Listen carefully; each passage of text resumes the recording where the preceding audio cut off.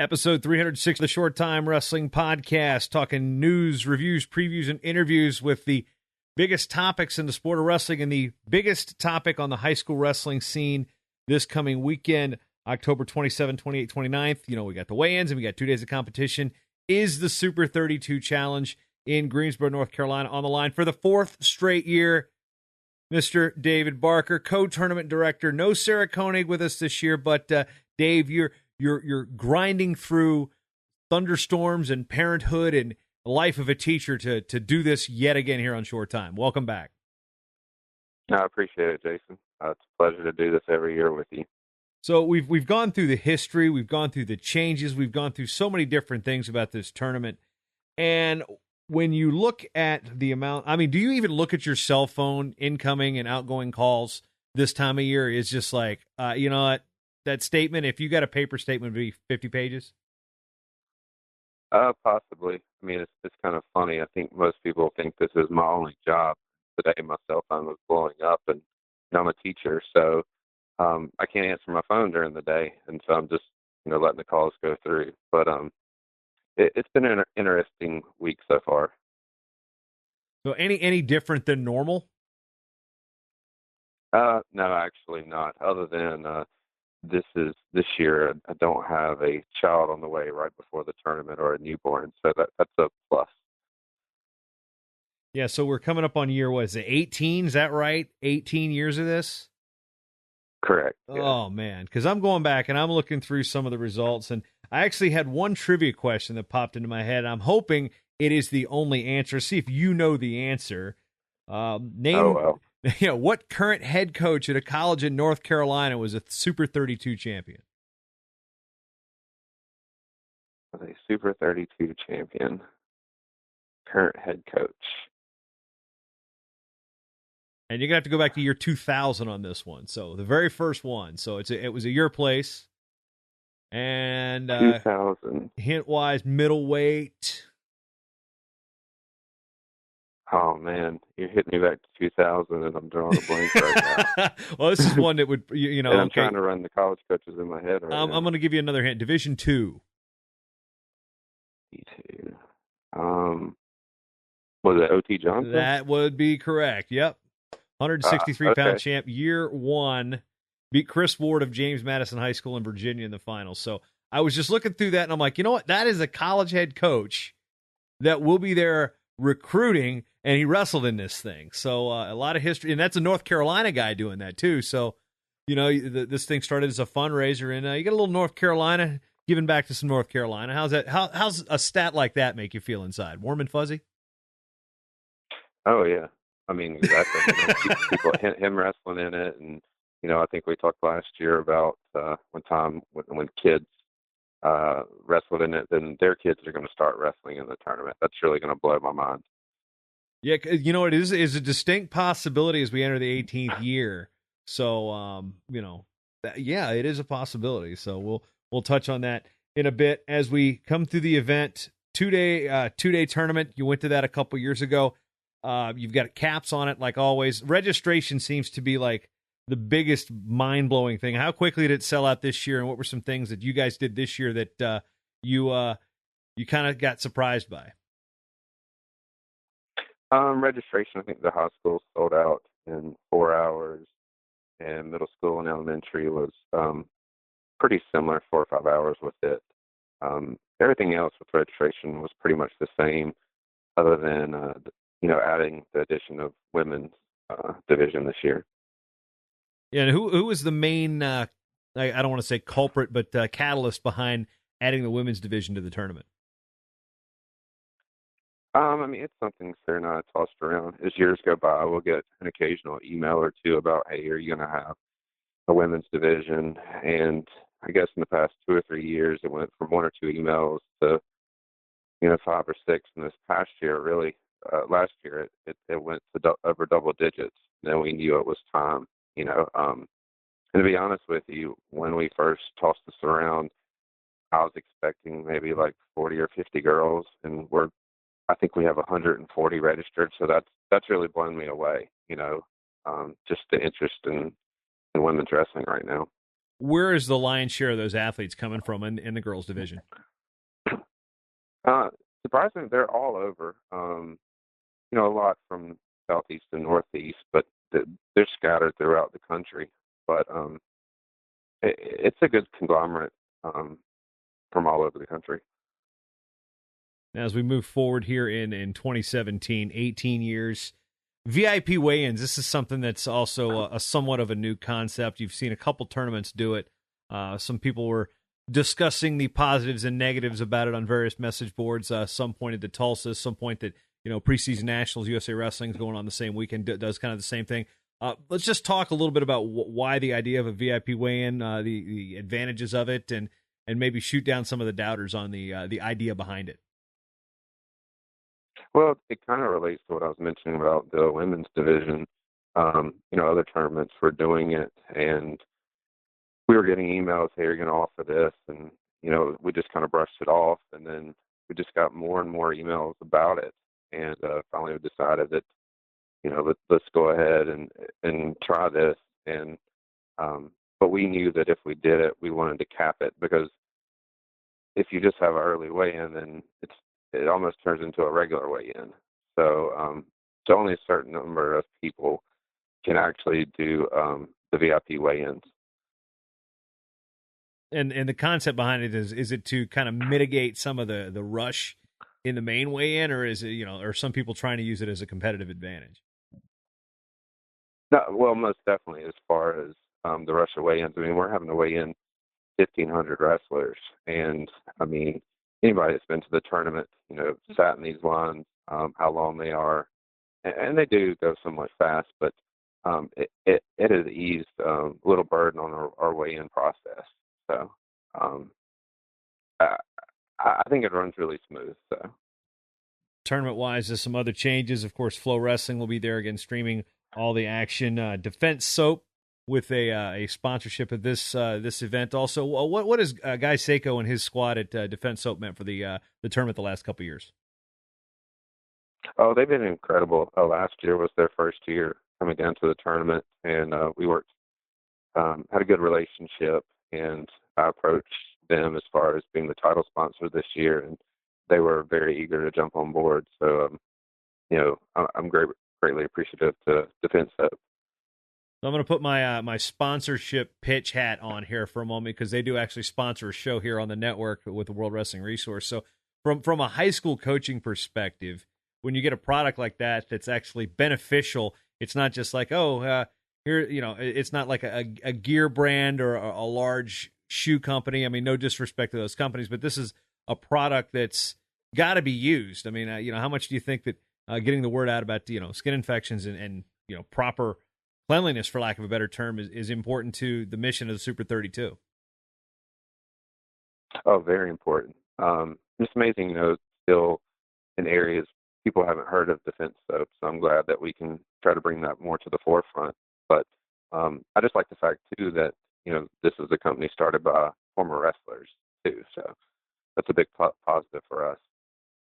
Another new thing before we talk about just the depth and the history of this event is you've talked about the backdrop, and you want to make the Super 32 another jumping off point for high school wrestlers. They're getting recruited here big time, but then when it comes time to make their college decisions, you think that the Super 32 might be the proper forum for that as well.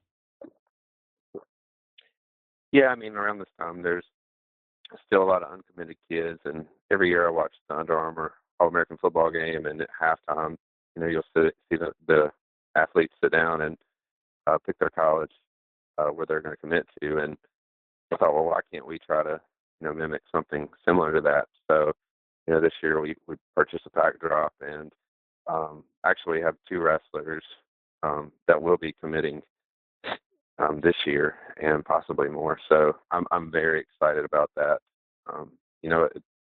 It's going to start small, but hopefully it grows into something much larger. I know this is one thing that Sarah's really been proud to point out every single year is the growth in the number of college teams and coaches that show up at this event. And it used to be just a handful. Now, almost every Division I team is represented, and with the growth of wrestling at the NAIA, the women and the NAIA levels in that part of the region, What are coaching numbers looking like in terms of who's showing up? I haven't talked to her lately, but I know, like you're saying, pretty much the who's who of college wrestling. Their staffs will be represented here, but I expect it to be probably 70 plus college coaches here.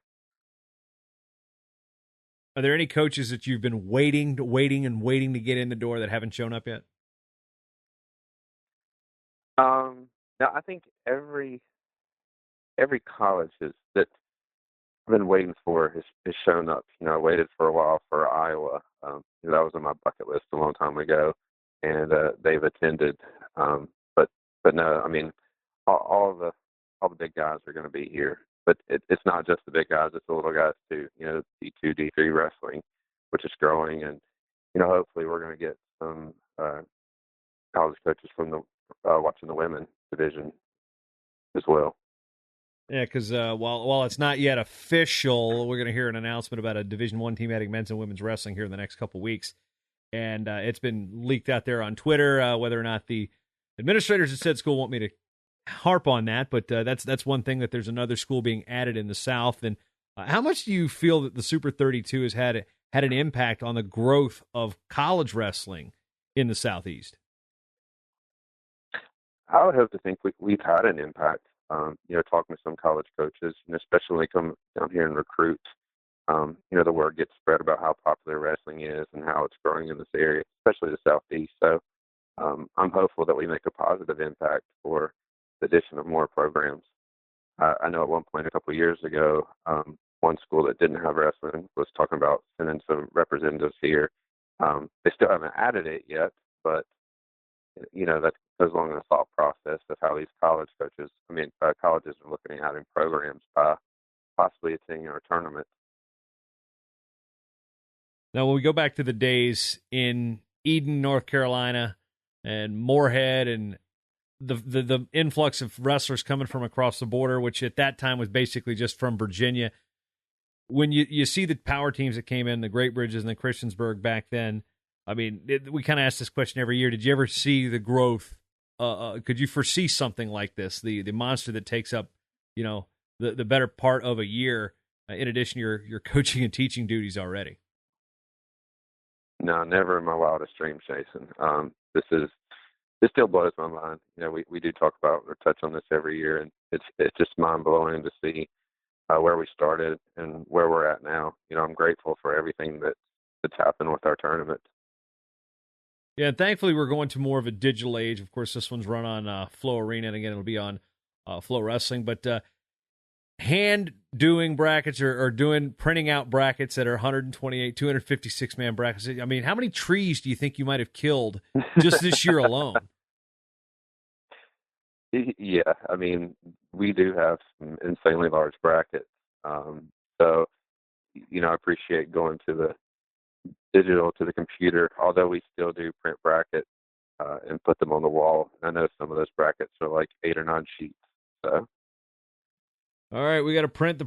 You print the front side. Okay, it's a half a ream of paper. If you got to print the consolations, it's a ream and a half. So now talking about I was going to tell you, last year it was the first year we actually didn't sell brackets, and a high school bracket was 58 pages long, just for 106 through heavyweight.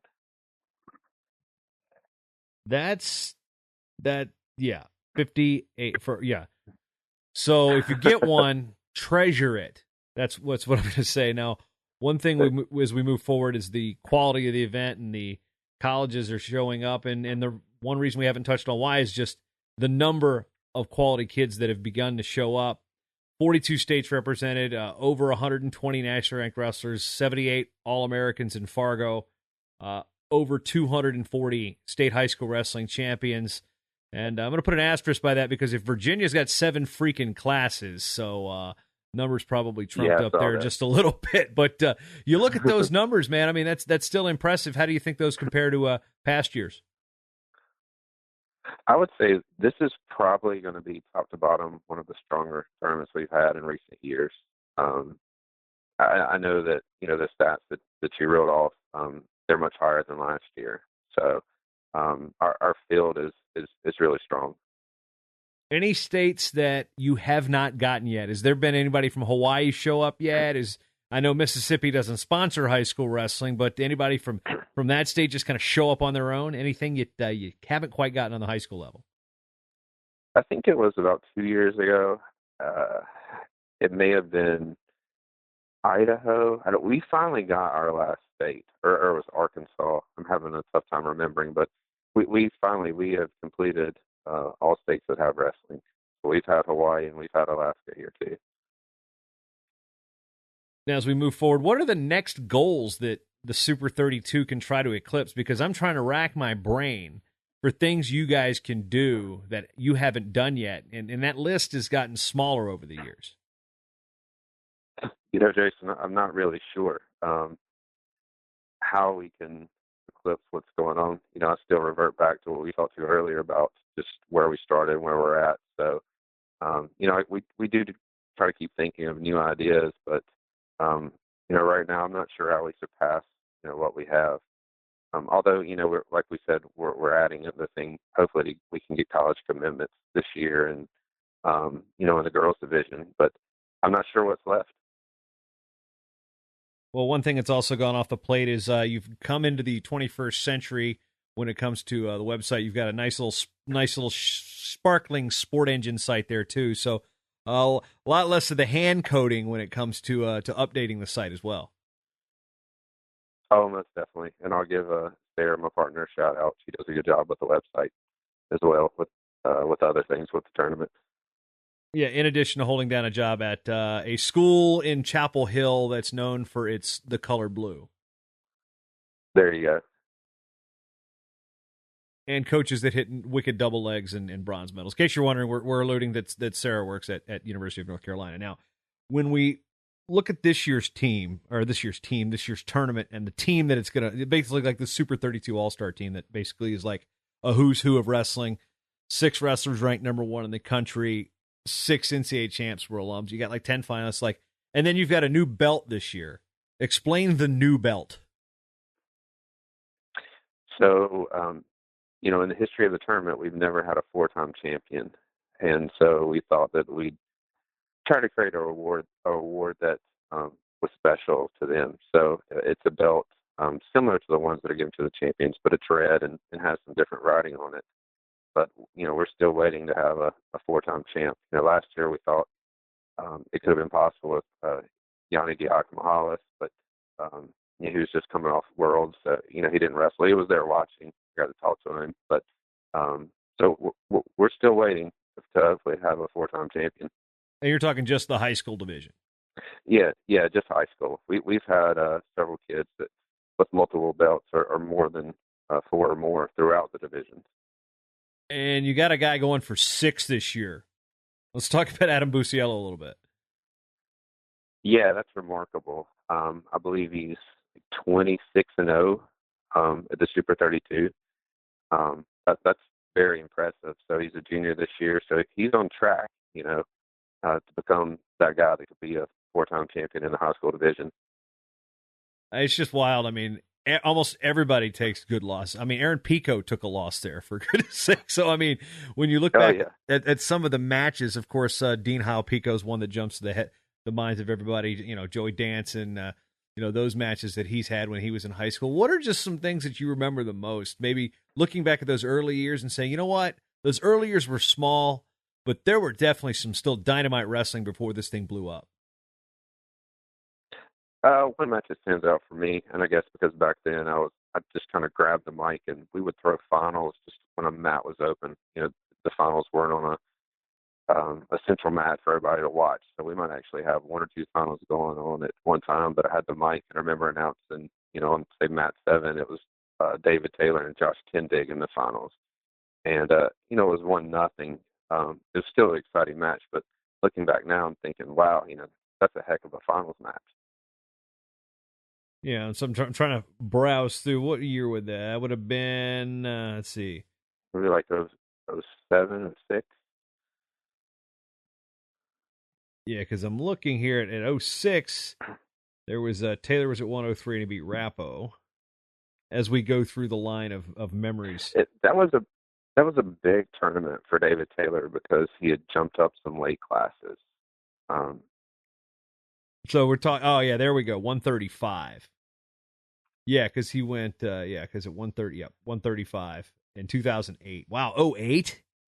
Yikes.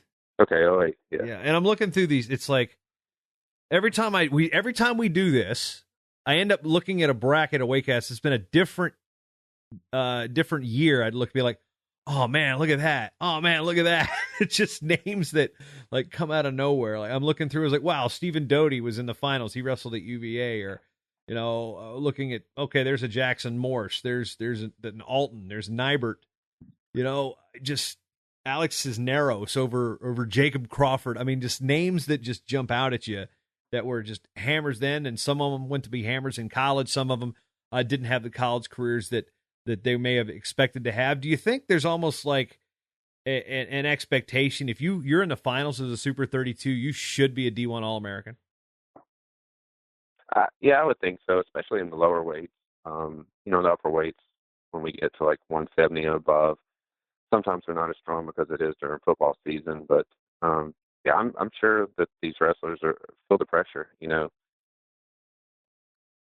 What do you tell your kids from your school when they get to go into something like this?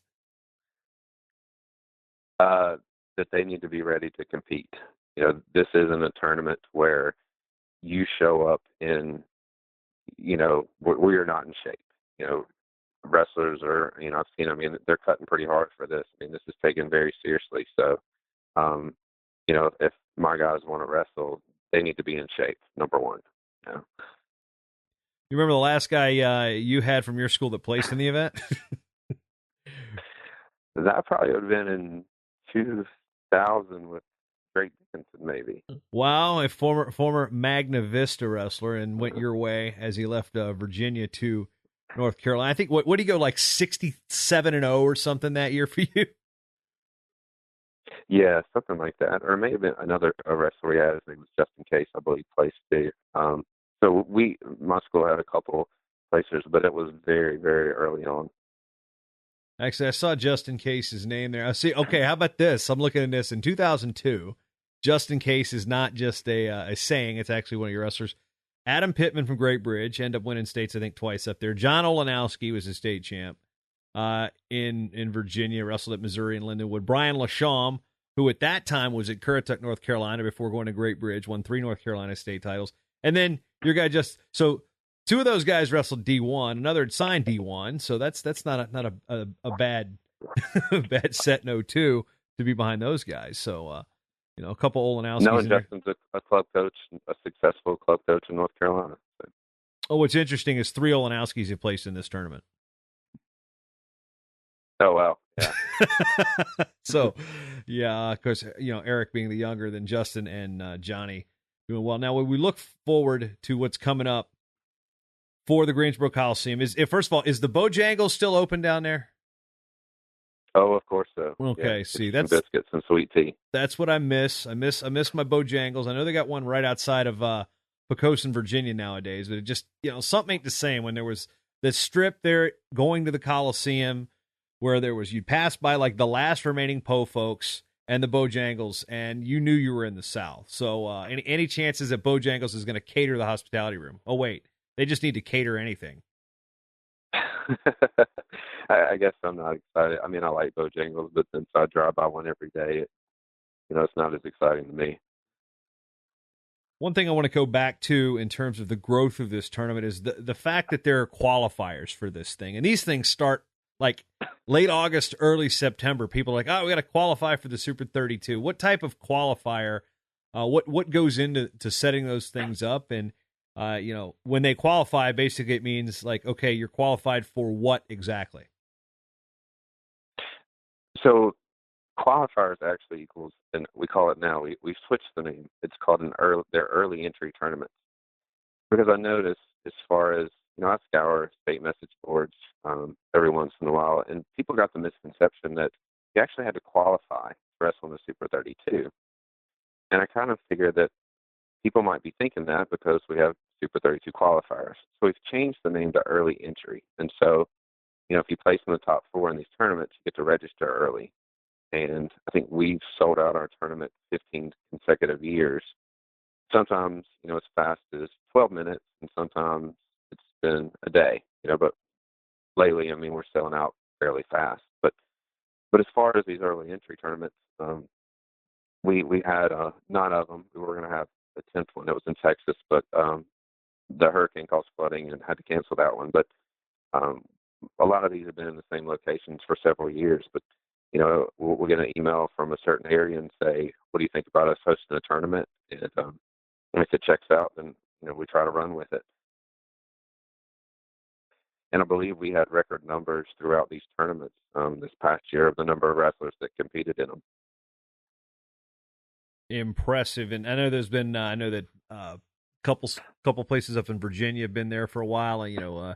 Indiana, Matt, who's your preseason open's been there for a while. These are people that are loyal to the event, even though it's not like it's a, it's like, all right, you got to qualify for Fargo. It's not like that type of, brand loyalty, for example, with USA Wrestling or the AAU or New Way or anything. This is a tournament love here.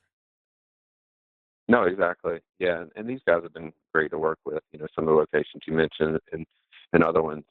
But everything as far as these early entry tournaments, the people that run them, they're great people, and everything went smooth this year with them. What are some things that you are still trying to improve upon each year with this event? Probably feedback. After the tournament's over, listen to coaches, fans, officials, our staff. Depending on what area they're in, they're going to see things that we don't. And, that's kind of how the whole thing with the girls wrestling came about, to add that this year. And last year we got feedback as far as, well, why weren't, elementary kids getting singlets?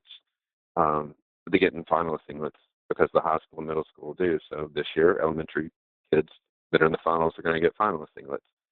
So, as far as improving, we always listen to feedback and try to go from there.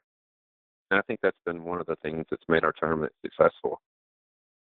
Anything you guys are doing that you still kind of keep for the high school kids? Be like, look, this was a high school tournament, and it's when it was born. There's still one thing that you got to be a high schooler to get this certain type of thing. Not really as far as awards. We touched on the 4-time high school champion, a special award, but the high school finals are wrestled like on a single mat, in front of a big crowd watching, which I like to talk about. The crowd surrounds the mat, which is really cool, something that started a long time ago. So that is a little bit different for the high school division, that, they're more in the spotlight, but this tournament isn't just for high school, it's for the other divisions too, but, it's built upon the high school division. All right, Dave, in the time we got left to go, any final thoughts or pitches for people that may be coming in for the first time, favorite places to eat that may or may not be tournament sponsors, just or general growth? Well, you mentioned places to eat. There's a good barbecue place called Stamey's right across the street from the Coliseum.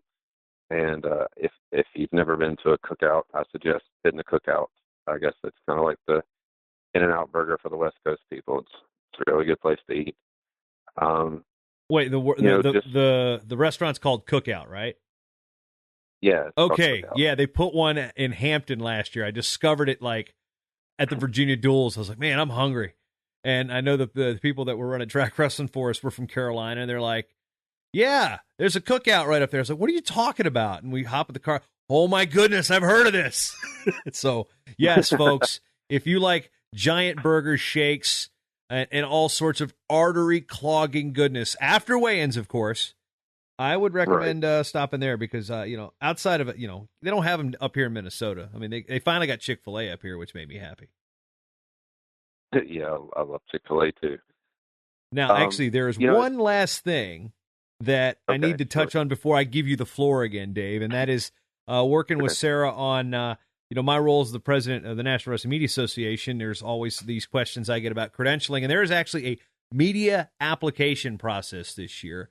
And while the numbers weren't huge, it's just another type of growth marker that says, yep, we even have to have the media apply for spots because space runs out and you're kind of have to accommodate them in a very, unorthodox way. Yeah, I'm glad you mentioned that because that's something, I failed to mention. That was kind of more Sarah's area where she's been working on that. But yeah, I mean, every year we have media come in, and we're just trying to get a better process. And I appreciate your help too with this, as far as identifying who's who. But we want to make their experience better than it has been before. But I know that we're kind of cramped as far as what we can give and to them. But we're trying. Now, before I so rudely interrupted my guest here on the Short Time Wrestling Podcast, what were you about to say, sir? It's bad podcasting. Well, I think one thing that's cool that, people that are new, or people, we talk about you're scouring the brackets, if you have spare time, just go check out the 2012 tournament, 5 years ago. Some of the names that you'll see, and that wasn't that long ago, but we had our first Olympic champion, Kyle Snyder. He wrestled in 2012. Dean Howell wrestled in it. Dane Rutherford, Mark Hall, Isaiah Martinez, Joey Dance. I mean, there's some big names. Nick Soriano. I mean, 2012 was a great tournament. All right, I'm just that's 12. That's like my favorite thing just to go back and look at. Yeah. All right, I'm just going to start at 106. Nick Suriano, Spencer Lee, Luke Pletcher, Chad Red, and then we go, the Collins Hill teammates, Milhoff and Russell in the finals. Zahid Valencia was third there. Let's see. Let's keep going. I mean, Darian Cruz was third at 120. Kevin Jack was sixth. They were like, who is this Connecticut kid? Oh, keep going. Joey Dance beat Michael Kemmerer. Ryan Deal was third. Seth Gross was sixth. Oh, this was the Hio Pico year. Nolf was third. Massa was in there. Yeah.